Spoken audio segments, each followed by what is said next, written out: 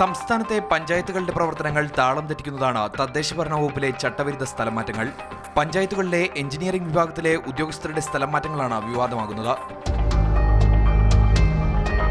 Assistant എഞ്ചിനീയർമാരെ സ്ഥലം മാറ്റിക്കൊണ്ട് പുറത്തിറങ്ങിയ ഉത്തരവുകളിലൊന്നാണിത്.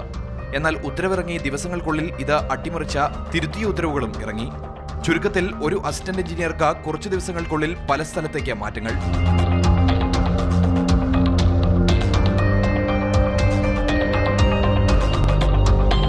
സമാന രീതിയിൽ തദ്ദേശ വകുപ്പിൽ സ്ഥലംമാറ്റ ഉത്തരവുകളും തിരുത്തൽ ഉത്തരവുകളുമായി 45 ദിവസത്തിനുള്ളിൽ പുറത്തിറങ്ങിയത് 20 ഉത്തരവുകൾ.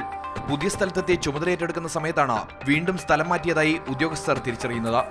ഓരോ പഞ്ചായത്തിലും ഒരു അസിസ്റ്റന്റ് എഞ്ചിനീയറും 2 ഓവർസിയർമാരും വീതമാണ് എഞ്ചിനീയറിംഗ് വിഭാഗത്തിൽ ജോലി ചെയ്യുന്നത്. ഓരോ സാമ്പത്തിക വർഷവും 100-ലധികം പദ്ധതികളാണ് പഞ്ചായത്തിന് കീഴിൽ വരുന്നത്. റോഡ് ടാറിംഗ് ഉൾപ്പെടെയുള്ള അടിസ്ഥാന വികസന പദ്ധതികളുടെ എല്ലാം ചുമതല വഹിക്കുന്നത് അതത് പഞ്ചായത്തിലെ അസിസ്റ്റന്റ് എഞ്ചിനീയർ തന്നെയാണ്. എന്നാൽ ചട്ടവിരുദ്ധ സ്ഥലമാറ്റങ്ങൾ കാരണം സാമ്പത്തിക വർഷം അവസാനിക്കാൻ 6 മാസം മാത്രം ബാക്കി നിൽക്കെ പദ്ധതി നിർവഹണത്തിന്റെ പ്രാരംഭ പ്രവർത്തനങ്ങൾക്ക് തുടക്കമിടാൻ പോലും പഞ്ചായത്തുകൾക്കായിട്ടില്ല. ചട്ടവിരുദ്ധ സ്ഥലമാറ്റങ്ങൾ രാഷ്ട്രീയ സമ്മർദ്ദം മൂലമാണെന്ന ആക്ഷേപവും ഉയർന്നിട്ടുണ്ട്. സ്വന്തം സംഘടനയിലെ ആൾക്കാരൊന്ന് സഹായിക്കാൻ വേണ്ടിയോ ഭരണത്തെ വിശ്വസ്തരെ ഇരുത്താൻ വേണ്ടിയുള്ള ട്രാൻസ്ഫറുകളല്ലത്. ഇത് രാഷ്ട്രീയ പകപോക്കലിൻ്റെ ഭാഗമാണ്.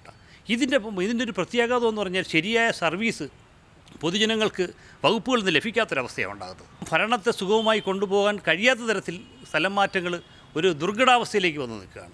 3 വർഷം വരെ ഒരു ഉദ്യോഗസ്ഥനെ ഒരിടത്ത് തന്നെ തുടരാൻ അനുവദിക്കണമെന്ന ചട്ടവും തദ്ദേശ വകുപ്പിൽ അട്ടിമറിക്കപ്പെട്ടു. സർക്കാർ വകുപ്പുകളിൽ സ്ഥലംമാറ്റങ്ങൾ സ്വാഭാവികം. എന്നാൽ സ്ഥലംമാറ്റ ഉത്തരവുകളെ നിമിഷങ്ങൾക്കുള്ളിൽ അട്ടിമറിക്കുന്ന നടപടി സർക്കാരിന്റെ വികസന പദ്ധതികളെ ഉൾപ്പെടെ പ്രതികൂലമായി ബാധിക്കും. മിഥുൻ സുരേന്ദ്രൻ, മാതൃഭൂമി ന്യൂസ്, തിരുവനന്തപുരം.